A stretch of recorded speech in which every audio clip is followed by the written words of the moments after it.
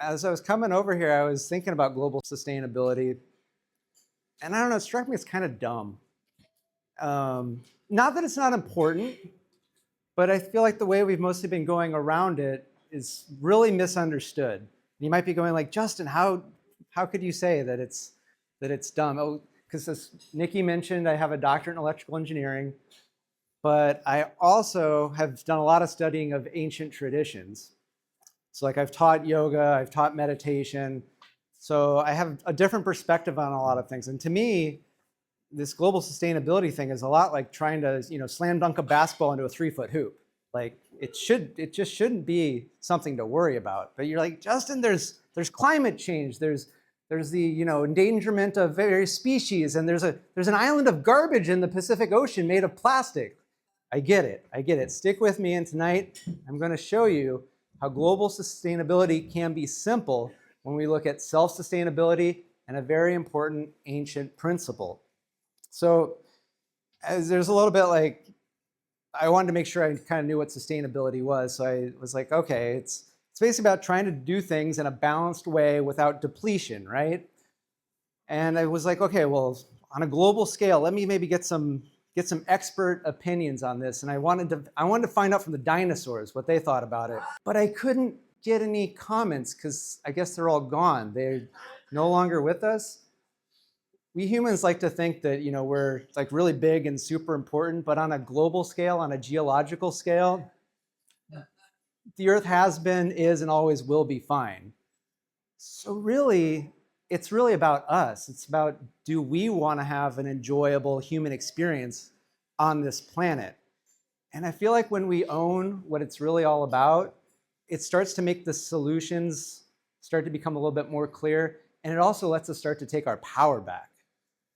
And we are actually incredibly powerful because so I grew up in Los Angeles area in the 80s, back when we could see the air and there was acid rain and there was a giant hole in the ozone layer. The thing is, we've done amazing things, right? And I know we can do it again, yet why is it that it seems like what we're facing now on a global ecological, environmental, climate scale seems so much more insurmountable in a lot of ways, right? And I think I found the key. Because as I mentioned, I look at things from the point of view of modern science and ancient wisdoms. And I like to find kind of what rings true and what can work for us today. And there's one principle that I find just keeps making more and more sense, and I find more and more true. It's this ancient principle, the Hermetic principle of correspondence. And what this is it's stated very simply: as above, so below; as within, so without. As within, so without. So what that can mean is basically what's going on out there in the environment, in the world, in society. It's a reflection of what's going on inside of us. And so I was like, what's going on inside of all of us collectively? Looking back at the past 40 years since we fixed, thank you for the ozone layer and, the acid rain, a lot of stuff that can we do better? Of course we can do better, but that's pretty awesome stuff that we've already done. But what's been happening to all of us in this past 40 years? Well, in that same period of time, suicide rates are up 25%. I think it would actually be higher if it wasn't for that depression is up 3.5 times, and maybe that just takes some of the energy out of it. Obesity is up 2.5 times, and what we spend on healthcare per person is up 14 times over this past 40 years. Yeah, it's ridiculous. So we are not a healthy people. We are depleted, and a depleted people cannot create a sustainable, enjoyable place to live in. Which I think is kind of why we get some of the solutions to our challenges that we do, like for that island of plastics out there. Instead of plastic lids and cups, we get these pseudo-compostable things, the lids that don't like keep the liquid in, and the straws that suck but not in a good way. And it seems to me that every solution that we're kind of presented, it's either gonna hurt me or hurt the environment. Like it's either going to deplete me some way or deplete the environment. But depletion seems built into like our experience currently. And to me, it doesn't have to be that way, because I really just think we're doing it backwards. Because remember, as above, so below, as within, so without. So if you start to become self-sustaining, which I feel I'm pretty self-sustaining, I look at any kind of challenge and I go, how can I make this good for me and my environment? Period. Not one or the other, but how can they both go together? Because remember, the causes of the challenges in the 80s, they didn't go away.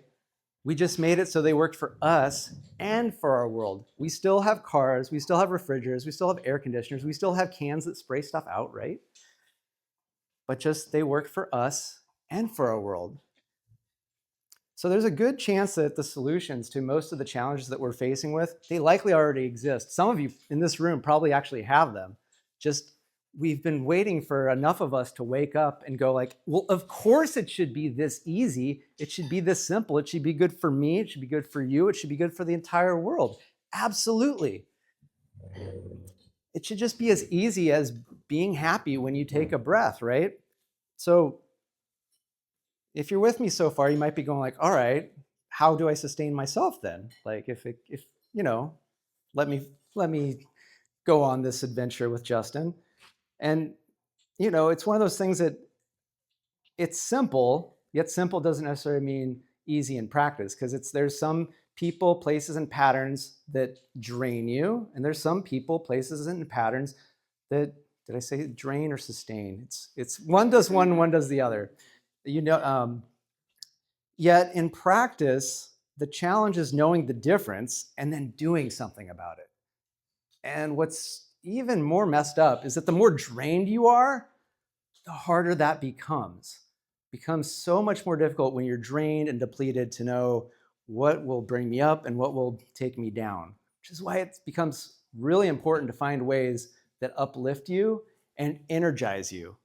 And I'm not talking about cocaine or ketamine. Like that's, I know we're in the Bay Area, and I know that sometimes is a common thing. It's good to sometimes turn down events and things like that, because it's like, well, that's not going to help anything. Like that's people and places that are draining, so you're noticing it. So what are some things that actually can uplift and energize? So there's a lot of these ancient practices like meditation, yoga, qigong, tai chi. They were created with the intention to uplift and energize us, right? Yet, to be honest, most of these practices, the place that most of us are at, the short attention spans, what was that? The depth of the depletion that we all face, and then the ingrained patterns that we often have, that many of you have probably tried many of these things and probably still feel quite depleted. I hope some of you are feeling really good, but what is a way to that's actually going to work today, work for us now? The key is that, and it's something that you all have, but most of us don't really think about it. And when I think about it, or I notice it, I go, oh, and that's the breath. The breath is so powerful, and it's something we all have access to all the time, at least while we're here on this planet. And so right now, because a lot of people they breathe very shallowly. It's like in the breath, almost like a hummingbird, like just, and it's like, it's exhausting. Well, because we all want to be good people, right? Like, I want to be good people. But this, like, breathing is this. And I don't recommend most people breathing like that right away, because it's kind of like trying to run like a marathon. So I'd love for us to breathe together, just 90 seconds, but it's going to be very simple. We're going to do 3 types of breaths. The one is going to be shallow to the heart. Second's going to be a little deeper to the belly. And the third is going to be, as deep as you can comfortably breathe to what I like to call the root. And we're going to do that 3 times. So if you're keeping score, that's 9 total breaths. And so each breath, you'll go in through the nose and out through the mouth. And so you don't have to do anything special. Just maybe make sure your chest and belly can move. But don't worry about other people, because they're worried about themselves. They're not going to notice you. So it's totally okay. So just in through the nose, down to the heart. And then out the mouth, exhale. Then down to the belly, inhale. And then exhale. And all the way down to the root, inhale. And then exhale. 2 more rounds down to the heart, inhale. And exhale. And down to the belly. And then exhale. Yeah, you join and do what you can, then all the way back down the root, inhaling. And then exhale. One more round down to the heart, inhale. Exhale. And down to the belly, inhale. Letting it out, exhale. Final one, all the way as deep as you can, inhaling. Then let it out, all the way out, exhaling. And just letting yourself breathe however you want to breathe right now. And you might be feeling calm, you might be feeling euphoric, you might feel confused, you might feel tingly. Whatever you're feeling, it's okay and it's good. And it's something you can do probably a whole lot more often than you have been. And this is why breathing is such a big part of the energy practice that I've created and I teach people.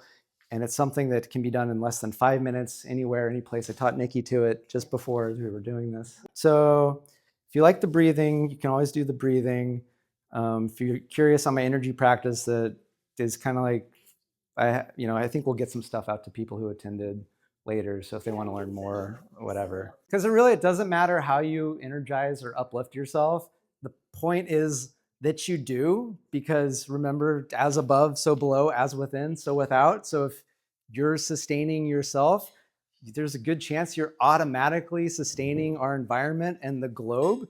And even if you don't buy that at all, you'll at least feel better while you were going to do whatever you were going to do anyway. Just you're going to feel a whole lot better. So, I started saying, is global sustainability dumb? And if you're not doing the self-sustainability part, to me, it still is, because I really want you guys to sustain yourselves and start to feel more uplifted and energized so that we can get rid of that garbage pile of plastic out there and I can finally get a straw that sucks, but in the good way. So thank you. Thank you very much.